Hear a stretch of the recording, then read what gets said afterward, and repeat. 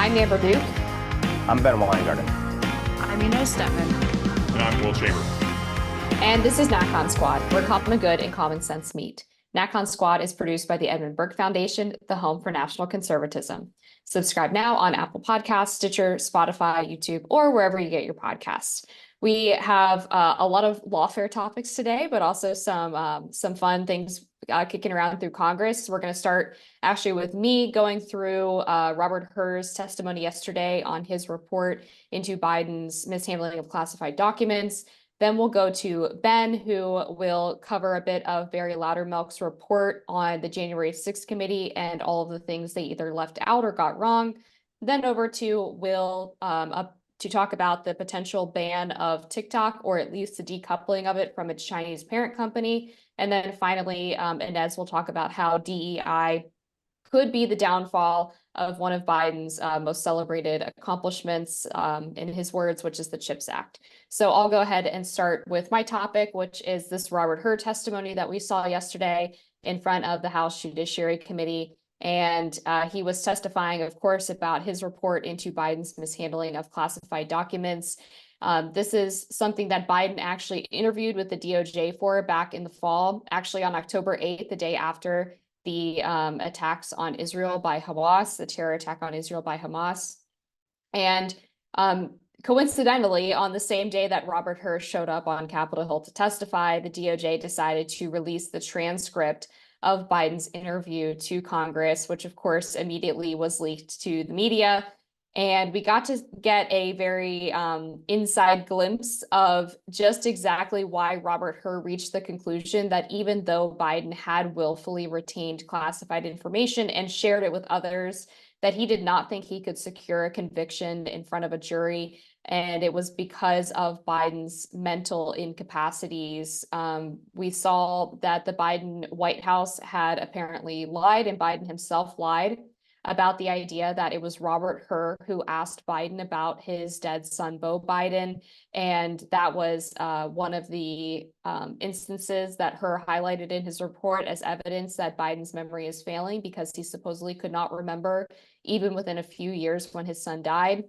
We can now see in the transcript that it was actually Joe Biden himself who brought up his son's death first in response to a question about classified documents at his home in Virginia in the time period of 2017 to 2018. After hearing 2017 to 2018, Joe Biden says, "I believe that was around the time my son was deployed or dying." His son actually died in 2015, so some years earlier. And he is quickly corrected on that point by a staff member in the transcript. There's also some weird meandering stuff about cars and his Corvette, where he starts talking to Robert Hur about how cool it is to go down his driveway in his fast car. The transcript even includes, in parentheses, car noises. So apparently Biden decided to say vroom vroom to the special counsel. And then in another section that was quite interesting, he said to the DOJ agents who he believes were charged with going through his Wilmington, Delaware home, that they probably stumbled across some risque photos of his wife, Jill, in her bathing suit because she's such a beautiful woman. So just some really weird stuff. And he repeatedly forgot what the word for fax machine was.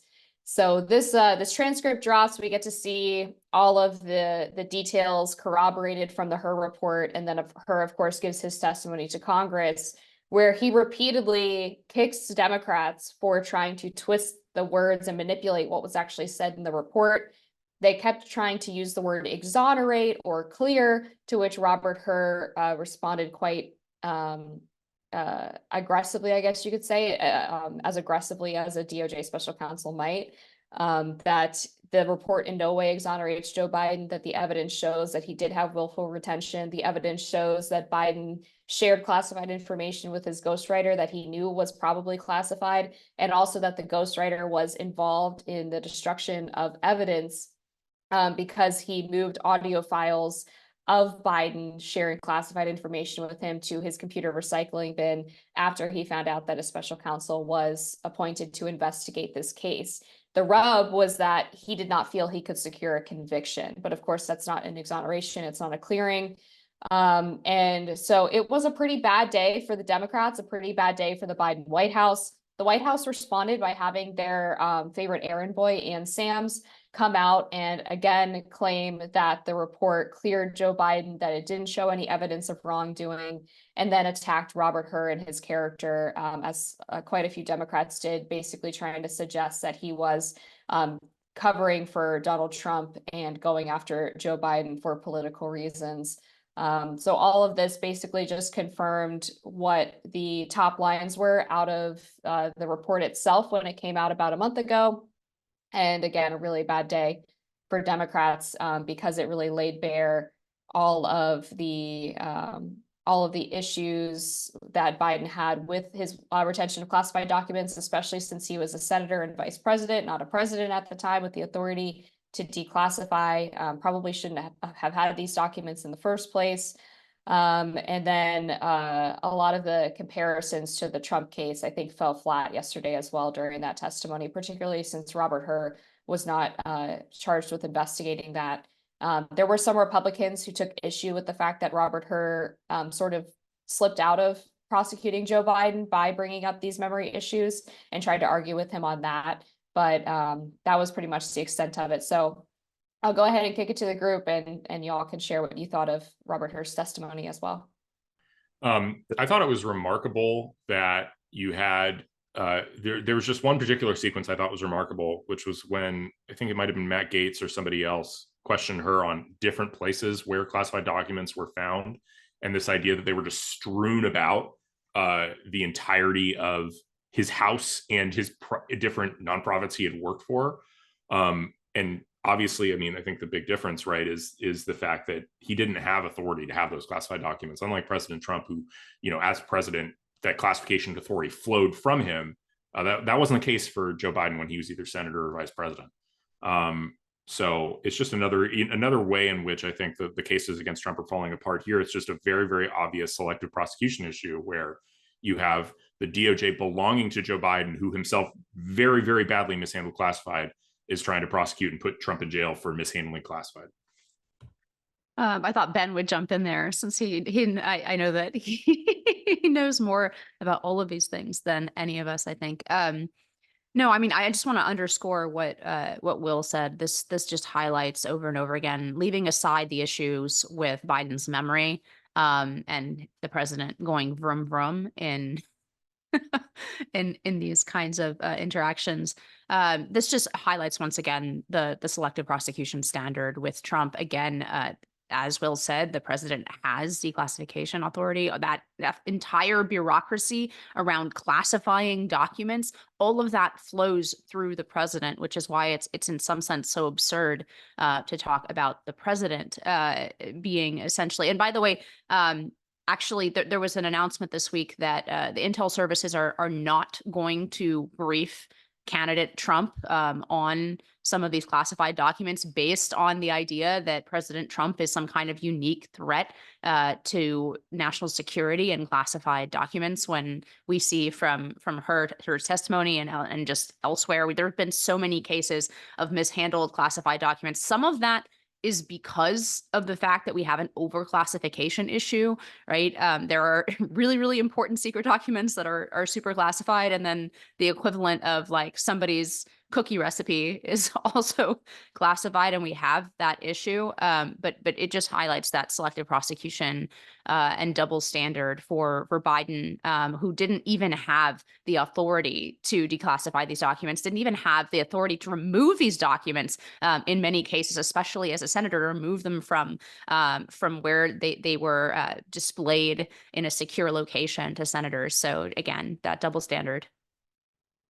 Interestingly, Biden himself sort of raises a soft alibi about overclassification being an issue in the transcripts. And it's very clear, by the way, why the DOJ sat on the transcripts when you actually go through them and then, of course, dumps them in the lap of the members hours before this hearing. It's also clear why they're sitting on the tapes, because if you actually read the transcripts, as Amber alluded to, there are just some bizarre, very long asides, rambling, Joe Biden has very precise memories about things that occurred supposedly 40 or 50 years ago, or at least memories of the lies that he's been telling for a long time about things that occurred decades ago, but can't tell you anything about, for example, him referencing to a ghostwriter the fact that he just found all the classified stuff in connection with the ghostwriting of this book. And then the ghostwriter, of course, goes and destroys the audio recording.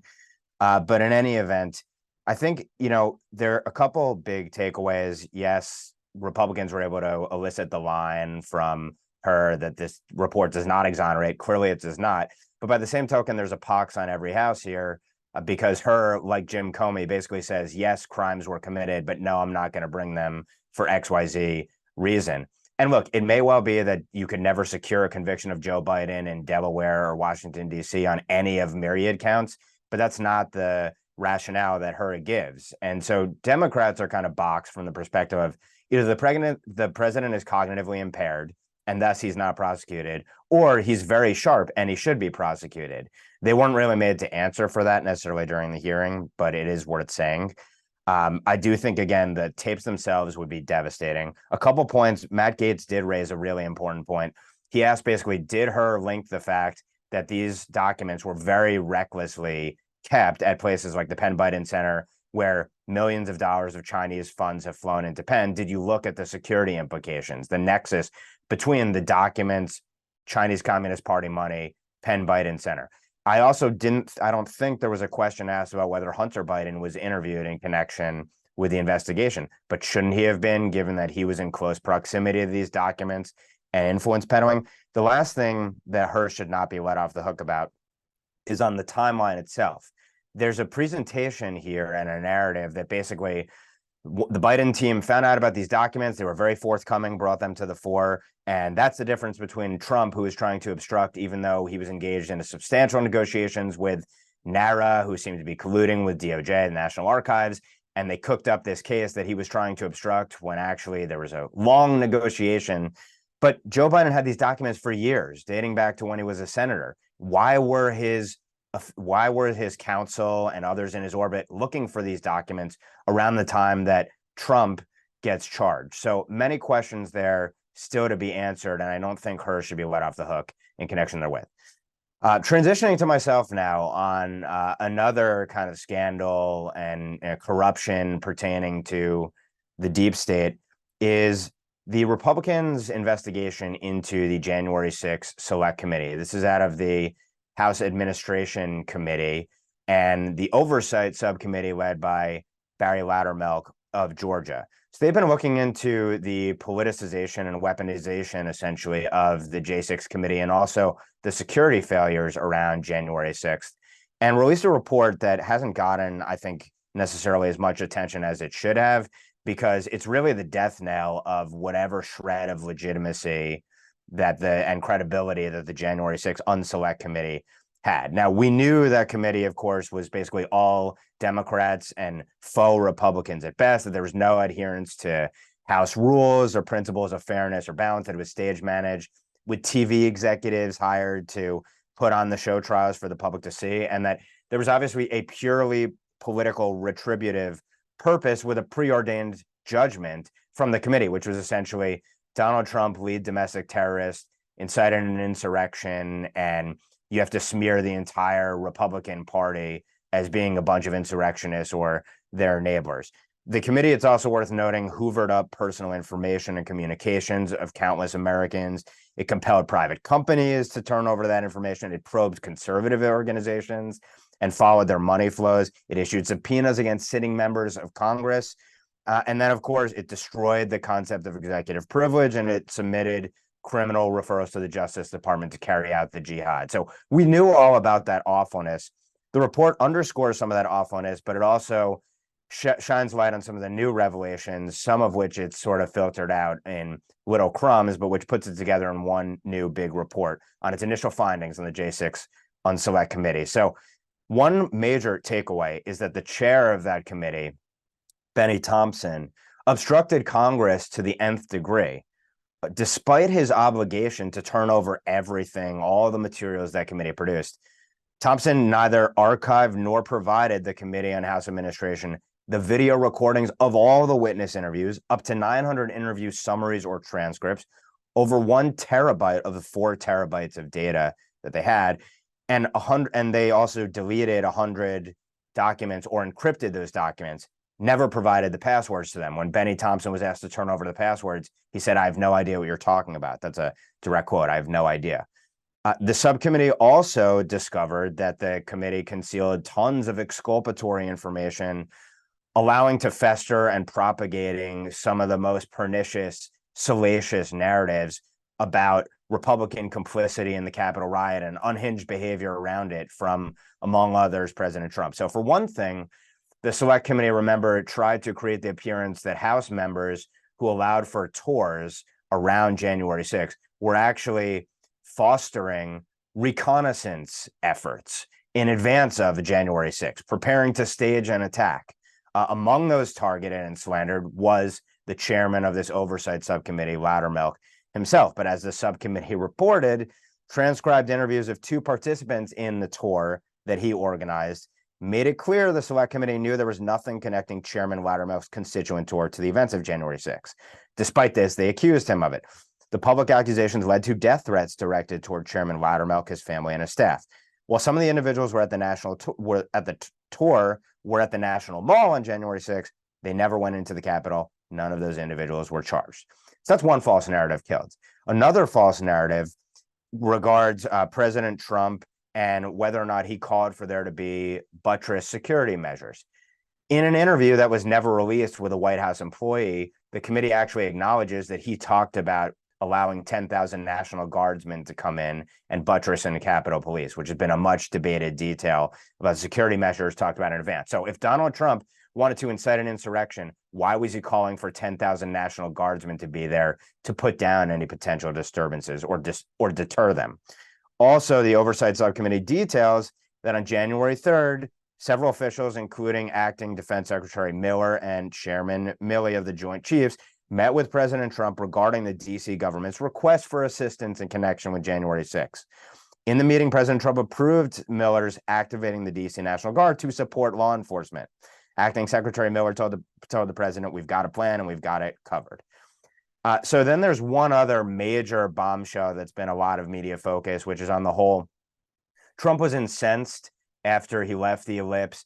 And then as the Capitol riot was coming, he grabbed the steering wheel from the Secret Service agent who was leading the motorcade and tried to direct it to the Capitol so he could participate in the riot. And then he lunged at another agent. And Cassidy Hutchinson was the star witness behind propagating this narrative, which she only divulged to the committee supposedly in the 4th transcribed interview that she participated in.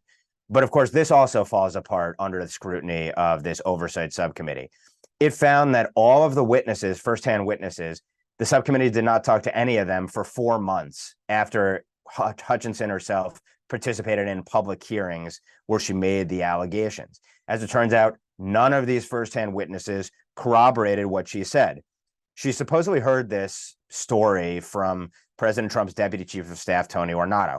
In his interview, he directly refuted, according to the subcommittee, Hutchinson's testimony that she allegedly heard the story about what happened in the Beast, so-called the vehicle. Ornato testified that the first time he had ever heard the story Hutchinson claims that he had told her on January 6th was during Hutchinson's public testimony. Despite the driver of the president's SUV testifying under oath that the Hutchinson story was false, Select Committee chose to validate and promote Hutchinson's version of the story as fact. And of course, they hid all of this exculpatory evidence from Republicans and from the public. So the report also goes into a number of other things, the collusion with the committee with Fani Willis, who apparently has seen materials that Republican members of Congress have not, that the Select Committee produced. It touches on some of the issues around the pipe bomber and the gallows that were put up and how none of these people have been identified, no suspects, et cetera. And it concludes, in many ways, the Select Committee functioned as a federal prosecutor, determined to make a case against President Trump. However, there was no cross-examination of the witnesses put forward by the Select Committee, no due process, no productive debate. So to me, this is sort of a fitting summation of what the regime means when it talks about our democracy, when it talks about justice. It's a wholly one-sided Soviet-style conception of it. Of course, this should make a bigger noise and impact than it has, I think, to date. But it kills a pivotal narrative, I think, and a salient one in the run-up to the 2024 election, especially when much of the lawfare is based on the J6 narrative that the committee helped foist on the public. So with that, I'm curious about what, if any, takeaways you might have from this report. The major takeaway that I have is that, as we knew at the time when these hearings were taking place, this was more performance for the media than it was a serious investigation. The other thing that I take away from, besides Ben's points, is that the total lack of preparedness of the Capitol Police and of DC Police writ large, which is actually kind of easy to explain if you know sort of the ebb and flow of protests in Washington, D.C. They're almost always left-leaning, and those left-leaning protests often erupt into violence, as we knew and saw all of the summer of 2020. But the right-wing protests, even when there are hundreds of thousands of people who come to the National Mall, so I can think of a few examples of that, the March for Life that happens every year. During the Tea Party days, there was quote unquote Million Man March that Glenn Beck led to the mall of Tea Partiers, where there were hundreds of thousands of people. Those marches have been uniformly orderly and have not resulted in a lot of lawbreaking or a lot of headaches for police. What happened on January 6th is a mob of right-wingers started to behave like a mob of left-wingers, and the police were completely unprepared to deal with that. And I don't want to completely downplay. I'm a law and order person. I think people who broke the law, who rioted in the U.S. Capitol, they deserve to feel the full force and the brunt of the law. But since then, what we've discovered is that, at every turn, this riot, which followed an entire summer of riots, has been blown out of proportion and painted into an insurrection, or like the idea that the U.S. government was hanging by a thread, that, I don't know, that the QAnon shaman was going to be anointed emperor of America, if it had continued for another 15 minutes. The vast the comparisons to Pearl Harbor and 9/11, right? The vast disproportionate, blowing out of proportion of this event, and then the actual factual discrepancies and the exculpatory material that has been hidden in this performance that was given to the media during these hearings that Ben has highlighted, and this report shows to the public. I mean, it does show over and over again that it looks more and more like the excuse that the left needed to enact a lot of the not only censorship and interaction with social media companies that they were willing to do or itching to do, but also to use the apparatus of both law enforcement and intelligence services against their domestic opponents. And that's really what they've done. The FBI has been on it. If somebody's great grandma, peeked her nose into the Capitol on January 6th, that's a high priority for law enforcement. They're finding people still, 4 years after the fact, right? Nearly 4 years after the fact. But, all kinds of more serious things, both in the riots before that, Molotov cocktails being thrown into cop cars, for example, right?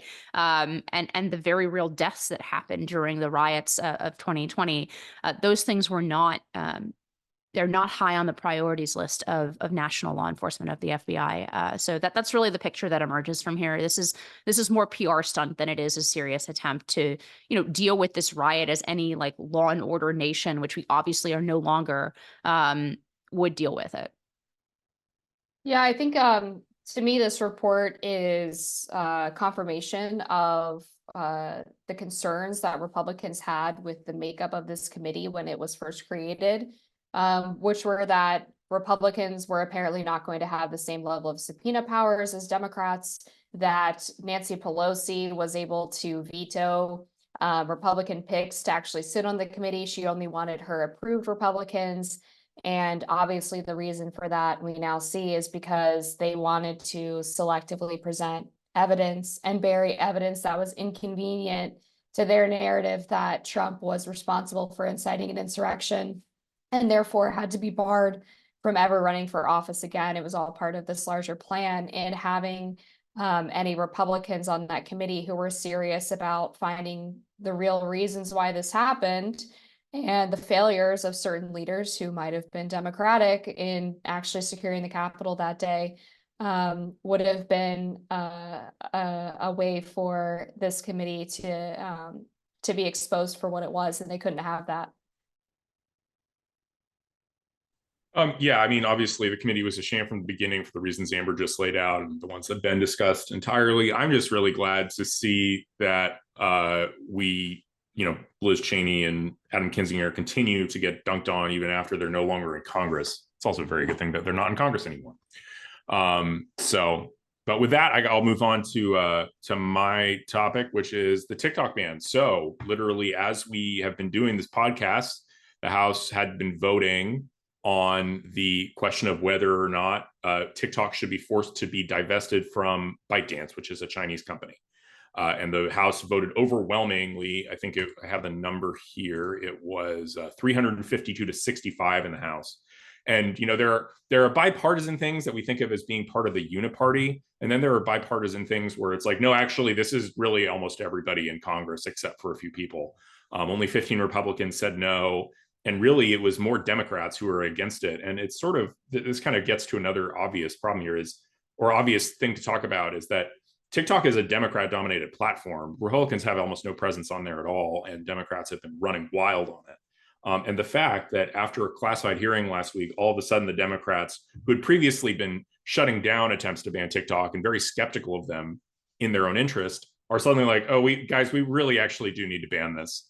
And so, I am a pretty cynical person about, when parties get together. In this case, I actually think that the Democrats really did get spooked by what they saw in that classified hearing. And it's not surprising. I mean, China has a law that says any company has to give all its data to the Chinese government if it's a Chinese company.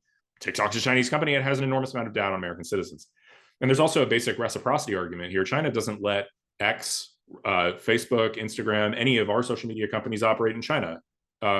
They're a peer adversary of ours. Why should they be allowed to have their social media companies, feed their algorithms into our country and then basically control how our children learn? That's insane. It's insane that we would allow it. It's not even a speech issue. It's a reciprocity issue.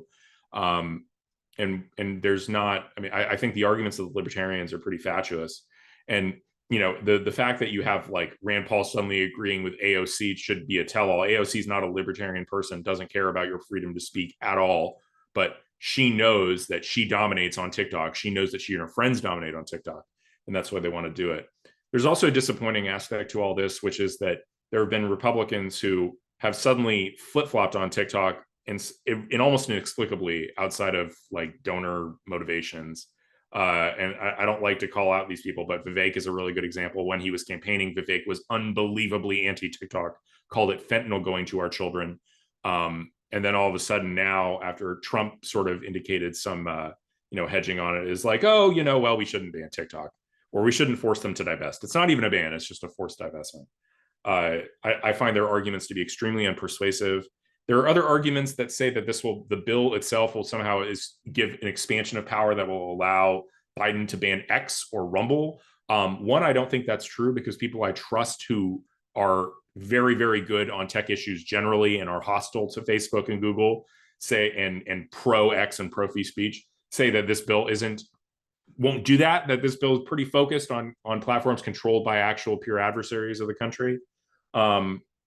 And second, they didn't propose amendments to like fix tweak a problem here. They're trying to ultimately preserve TikTok. And I am very, very worried that basically people are enthralled to Jeff Yass, who is a major Republican donor, but also a guy who owns a $16 billion stake in TikTok. And he's out there donating huge amounts of money. He met with Trump. He's donated a lot to Rand Paul. He's donated a lot to Vivek. And it just seems their positions seem very bizarre, very out of character, and it's hard to explain them in the absence of some external financial motivation.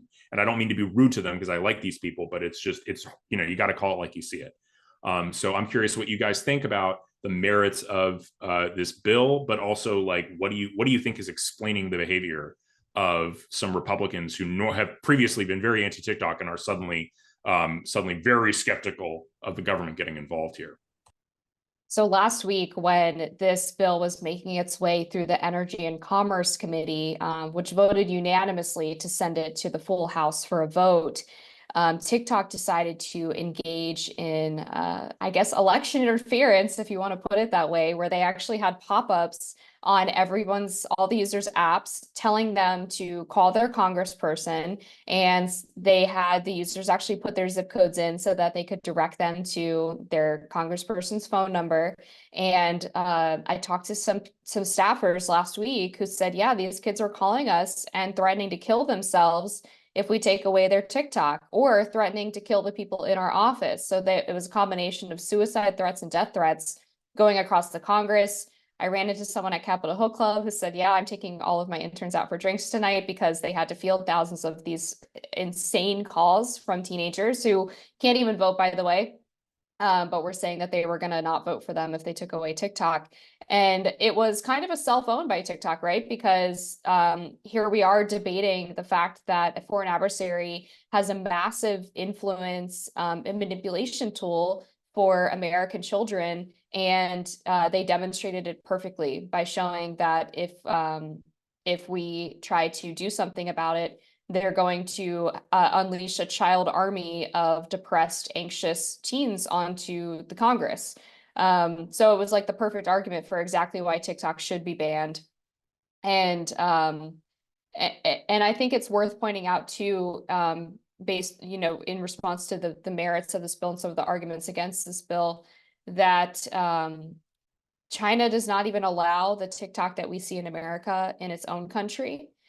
Because they are very intentionally manipulating algorithms in order to divide American society. Like, it's everything that the libs warned about in terms of Russia and Facebook, but like actually being done in a very subversive and manipulative and creepy way by China, who's notoriously very good at these kind of PSYOP campaigns. Not to mention the issues with spying and national security and everything else that I'm sure was in that briefing in Congress. So I'm glad to see this bill proceed. I'm also disturbed by the arguments against it. I think a lot of it does have to do with financial or influence motivation. Pretty much every Republican I've heard defended is someone who's pretty active on the app and probably makes money from it, or is actively invested in it. And it sucks to see that people supposedly on our side are that easily manipulated as well. But I mean, it's politics, right? I mean, this is the kind of thing that happens. You can't trust anybody, really. Yeah, I mean, I share the disappointment in some of these folks, and agree with Will's characterization, Trump and Vivek in particular. It's really hard to square what they've said in the past with what they're saying now, which makes it especially suspect when you change your mind about something like this after meeting with a major donor who has a personal stake in it. It's hard to characterize. Again, I don't want to cast aspersions, but it's hard to characterize that or imagine that it has like that doesn't have an influence. And again, that is disappointing. The push notifications were even more aggressive, I think, just to add to what Amber said. Users weren't allowed to use the app until they had, like, it was very difficult to get rid of the push notifications. You really had to like click through a lot of things to get out of it. So like in order to get to your TikTok crack, you had to call Congress. And I think, as Amber said, rightly, I think it really demonstrated counterproductively for TikTok, how easily, this kind of like force and the addiction among American teens to this app could be weaponized on behalf of the company in this case, and like self-interested on behalf of the company, but easily one could imagine it being used for something that simply the CCC wanted to be passed, right? So they really did sort of shoot themselves in the foot in that. The main objection outside of the suspicious flips from some people on this has been that it will empower one of the domestic companies that is also spying on Americans and collecting data on Americans and censoring Americans. And that's all true.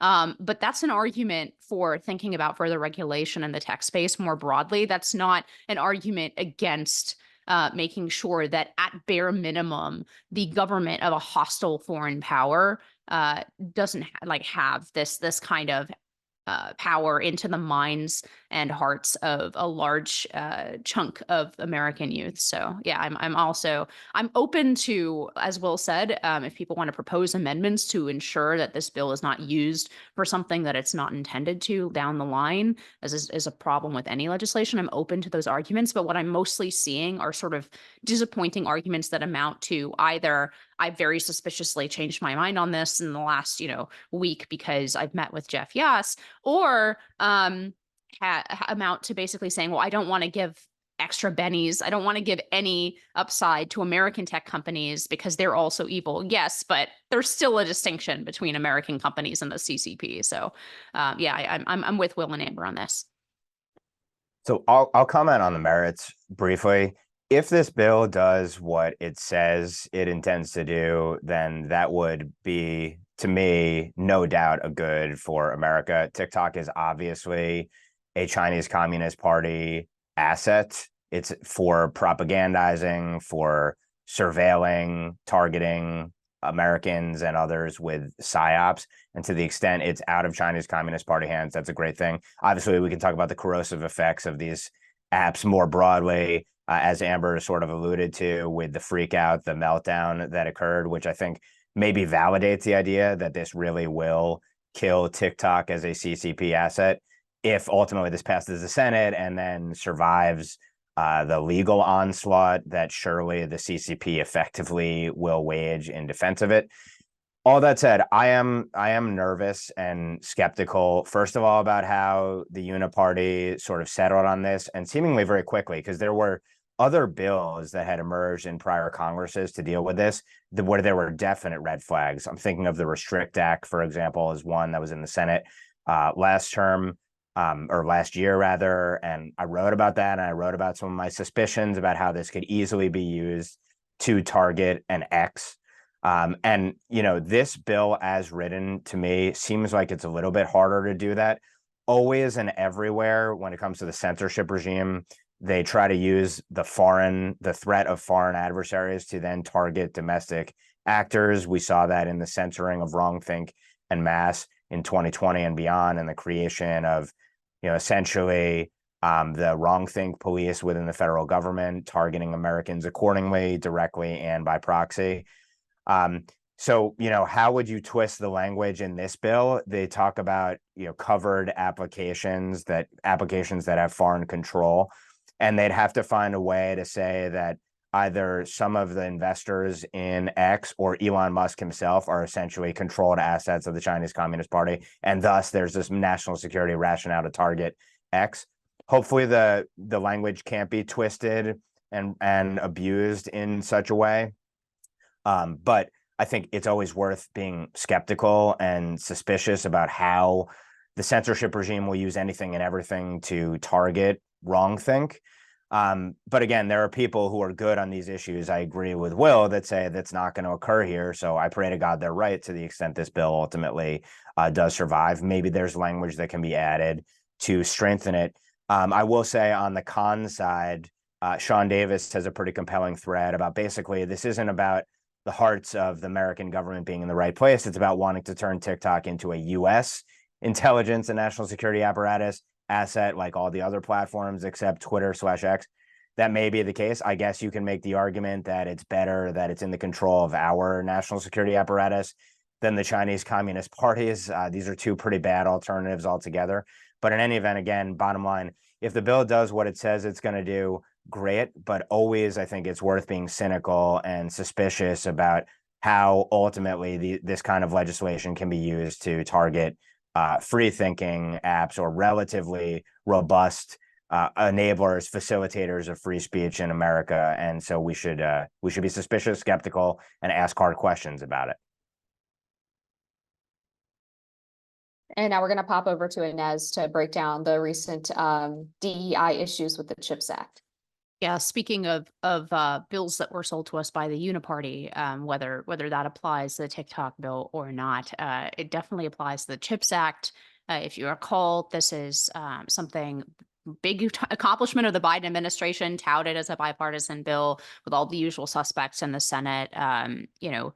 Mitt Romney, Lindsey Graham, and of course Leader McConnell, all in favor of this $39 billion bill, basically for grants for U.S. semiconductor to lure more manufacturing of semiconductors. Obviously, this is a problem when we consider that the vast majority of semiconductor manufacturing happens in Taiwan, which is obviously a dicey geopolitical situation. It's entirely possible that China will attempt to take over Taiwan, which would be not only obviously a major, World War III potential spark, but also would give China access to the vast majority of this crucial manufacturing, both skill and like materials, which is not a good thing, not only for the West, not only for America, but for the entire West. So that's what the CHIPS Act was intended to hedge against, right? To encourage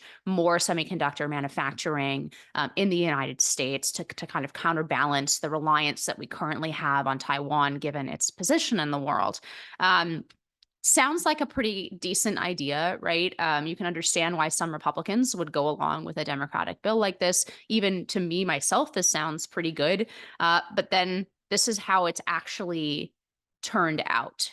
And this is why our regime, it's just like the reason I wanted to do this as my segment is because it's such an encapsulation of how unserious our regime actually is, and how it's unable to lay aside some of the ideological woke concerns, even when it's clearly a matter of national security and really, really important for the United States on the world stage. So basically, companies are not reacting to these huge pot of money as we would expect them to react. So Taiwan semiconductor manufacturing company, the one that is in Taiwan but is now building factories elsewhere, it's pushed back its second planned Arizona factory. Samsung has delayed its Texas factory. Intel has halted moves towards opening a factory in Columbus, Ohio, and respectively, that the Taiwanese company is now looking at building in Japan. The Samsung is building in South Korea, and then Intel is looking at building in Poland, Israel, potentially Ireland, right? And some of these countries, unlike the United States, are also contiguous to wars. And so that's apparently, even with that kind of threat, is preferable to building in the United States. So why is that? Well, because this money isn't moving. And the reason it isn't moving is because there are a ton of provisions, both in the language of the law itself and in the way that that language has been interpreted by the Biden administration agencies, to attach all kinds of impossible DEI strings to this money. So some of the 19 sections that are aimed at helping underrepresented minorities in the bill include all kinds of requirements for hiring and for contracting with minority-owned businesses, hiring women in proportions where they simply don't exist in manufacturing. So, for example, in construction, women only make up about 10% of people in skilled construction, but this bill requires that companies hire a higher proportion of women than exists in the current market. There are training issues going on with, like, essentially this bill does not allow these companies to hire the skilled workforce that they need to hire to do this kind of very high-end manufacturing, and doesn't allow them the freedom to like hire the people who would actually be easily trained for this work, doesn't allow them any kind of leeway in building these factories. It's like building something very technical and difficult in a faculty lounge with all kinds of insane DEI requirements attached to it. So the end result of all of this, of course, is that this money either isn't moving.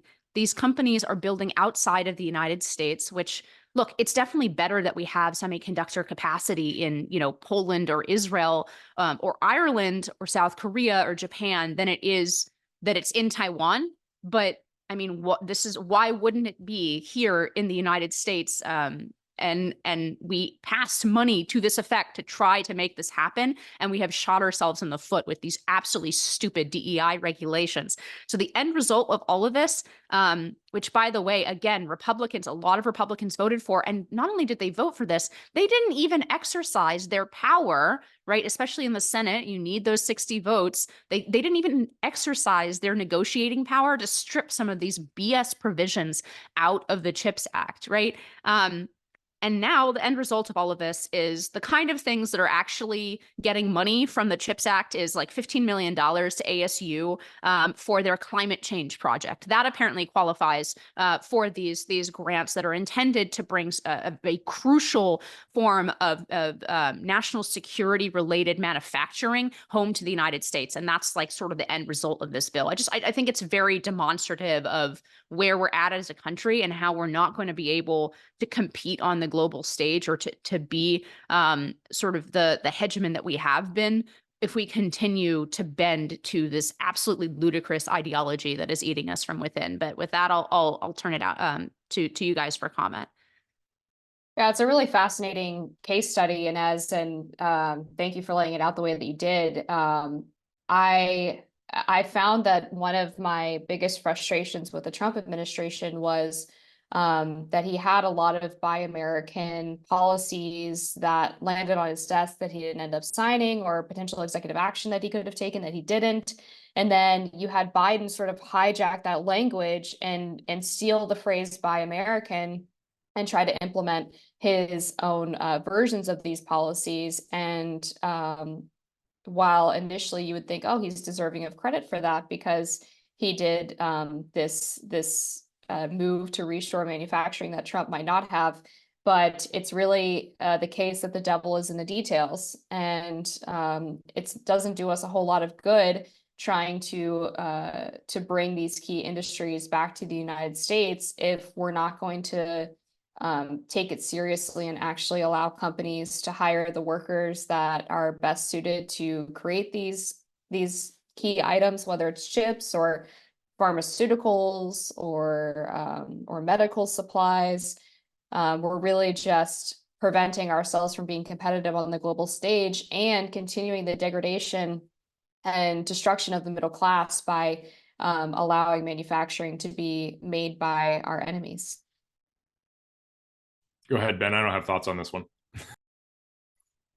Okay, well, I'll be brief.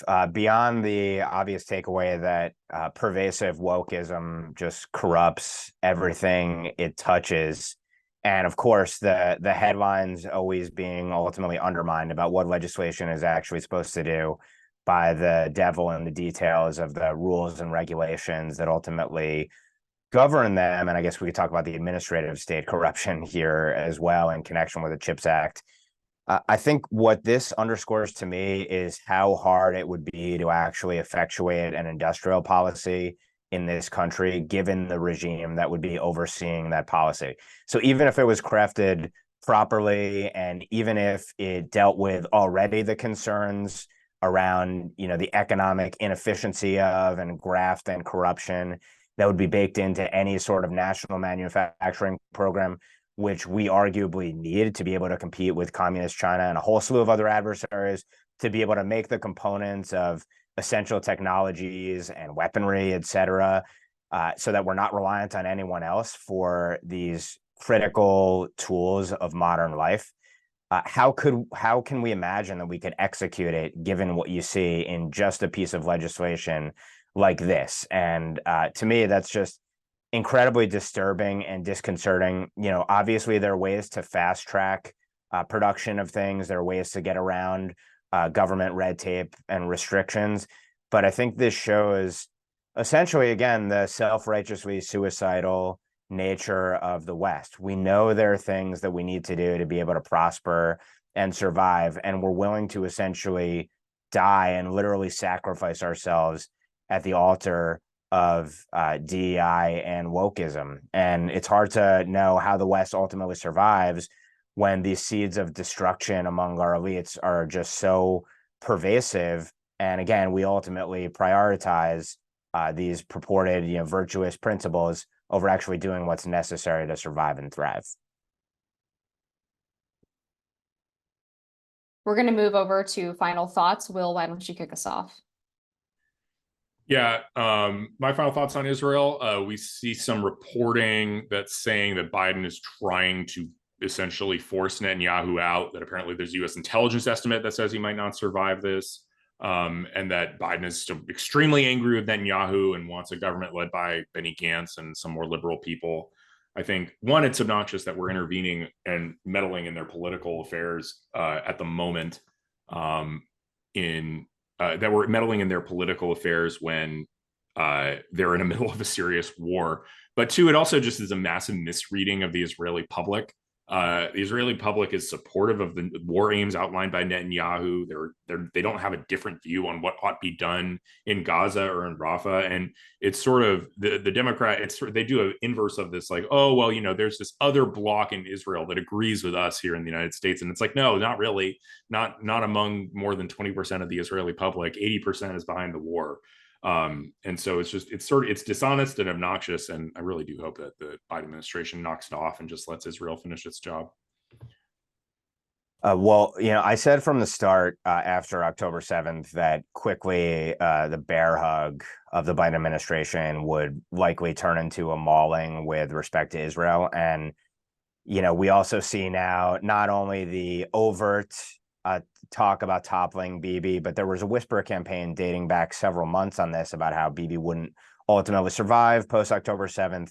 The administration, of course, was in part behind and certainly supportive of the near civil war tenor that ultimately exploded in Israel and destabilized Israel prior to October 7th with respect to judicial reform. And basically, you have the Trump derangement syndrome cohort in Washington solely talking to the Bibi derangement syndrome faction in Israel, and that's validating and reinforcing the administration's own inclinations, which are to put the screws to Israel, not only in service of the, as someone called it, the two-state solution here of needing to win the uncommitted votes in Michigan and Minnesota, the Dearborn nominal or marginal voter, but also, as I've long argued, because the anti-Israel policy is part and parcel of the Iran first policy. Israel is the biggest deterrent to Iran, and all of the administration's coddling and appeasing of Iran is also consistent with trying to get in a more left-wing government in Israel and ultimately to form a Palestinian terror state, essentially, surrounding Israel. And the whole slew of policies that the administration is pushing, including now Biden talking openly about conditioning weapon sales on Israeli conduct. So I think it's worth noting, though, that the focus of the ire on Bibi is in some ways a nod to Democrats domestically who may loathe him. But to Will's point, the polling in Israel and in America, by the way, simply does not support the administration's policies. Overwhelmingly, their support for destroying Hamas in Israel, overwhelmingly their support for Israel's cause in the U.S., which is in the national interest of the U.S. because the strong Israel, again, is the biggest deterrent to jihadism and savagery ultimately in the Middle East. And of course, the administration tries to argue that, well, this is about essentially turning October 7th into a peace process where you reward Hamas with a Hamas-Fatah terror-led terrorist state, rejuvenated, so-called, or revitalized Palestinian Authority leading it. But we had the Abraham Accords, which were accords that were inked when Israel was strong and Iran was weak. Now we have the exact opposite, and somehow the Biden administration people are going to argue that that's somehow going to lead to peace in the Middle East. It's obviously farcical. It's an immense betrayal. It's a betrayal that I've been talking about here for some time.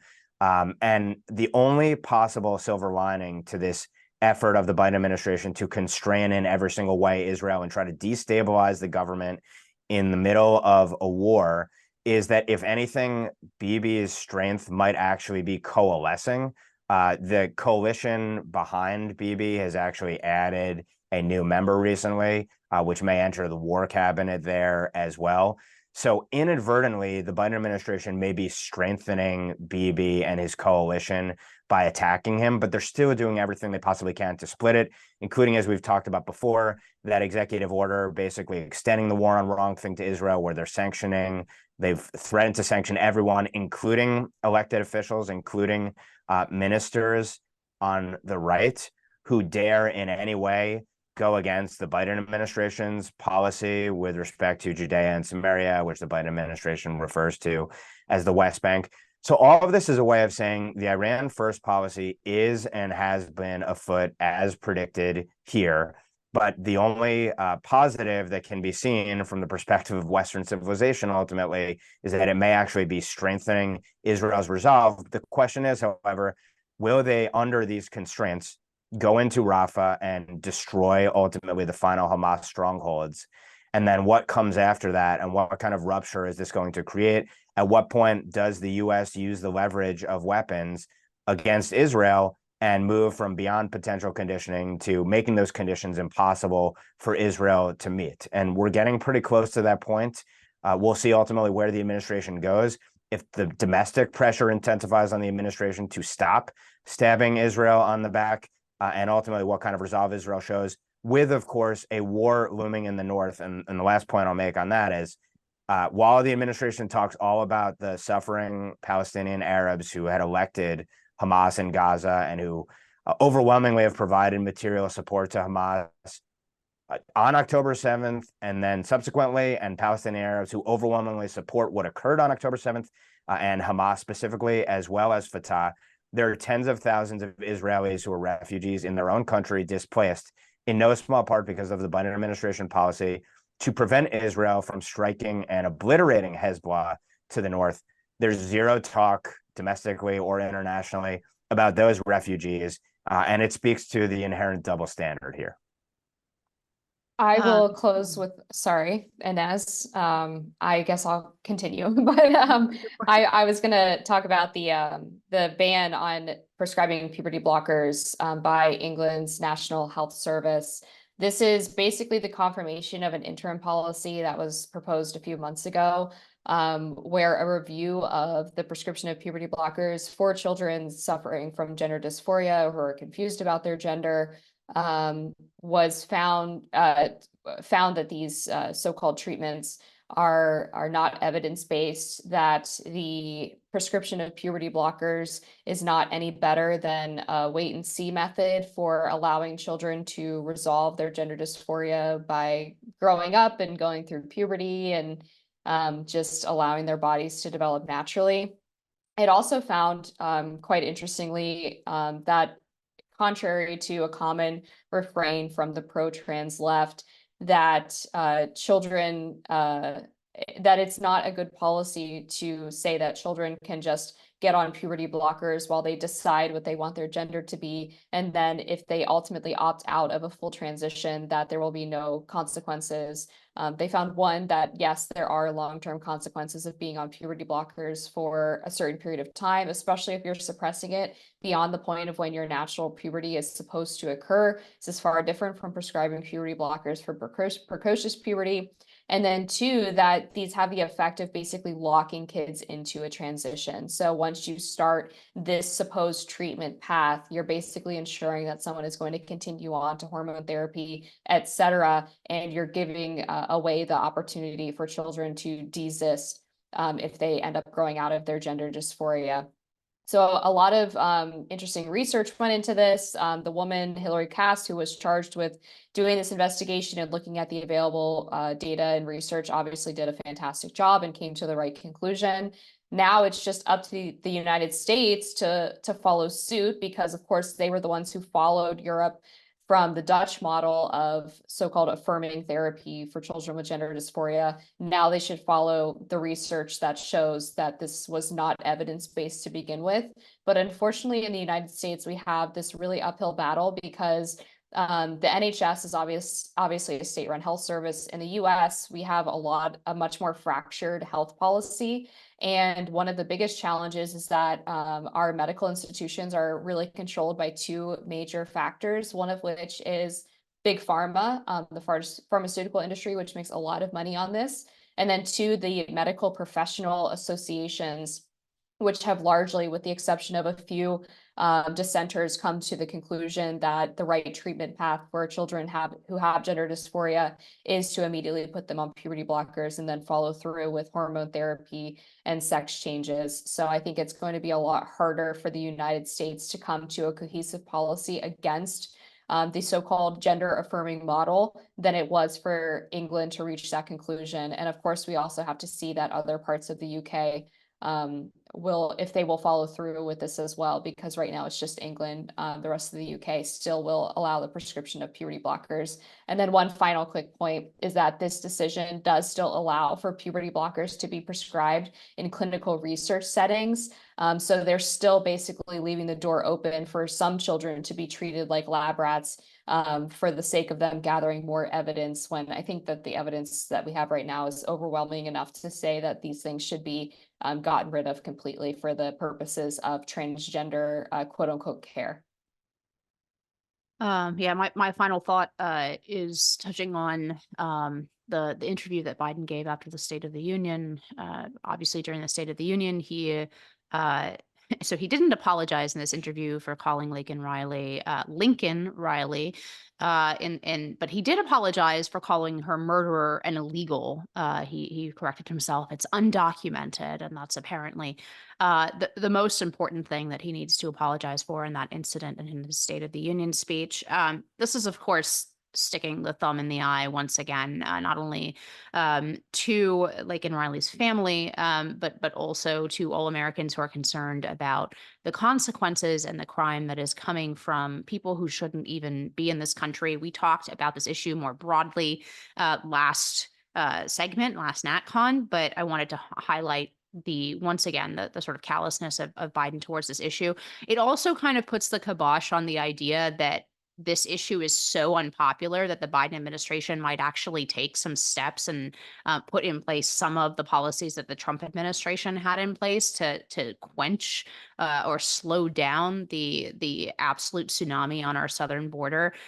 He did go down to the border, and that would have been an opportune time to announce those kinds of policies. But it seems like, as we talked about at the time, the fact that Mitch McConnell handed the Democrats such a PR victory with this absolutely terrible bill, but nevertheless, that allowed Biden, which he did in his State of the Union address, to get away with basically blaming Republicans, saying they wanted a campaign issue and we were going to fix it with this bill. When we talked about it here, the bill was not going to fix the issue at all. But giving him that political fig leaf, it seems like that has actually taken the place in the Biden administration. Taken the place of any actual substantive reversal on some of these policies. In fact, if anything, he's going full steam in the opposite direction. We discovered this week that actually apparently the administration is just flying planes full of migrants all over the United States, skipping the border. So they're taking some pressure off the border by just skipping that entire thing for some migrants and just flying them directly into a variety of U.S. cities where they will receive sanctuary city policies, like in my own New York City. So yeah, I mean, there's no indication that the polls on this issue, which are overwhelmingly in favor of Trump on the subject, are actually going to force the Biden administration to make some concessions here. If anything, the policies are going the opposite direction, and the rhetoric, the fig leaf to cover it, is the one that was handed to Biden by the establishment Republicans in the Senate. So yeah, just no good news to end on in that subject. Thanks, everybody. And on behalf of Will, Inez, and Ben, thank you so much for tuning in. I'm Amber Duke, and we will see you at the next NatCon Squad.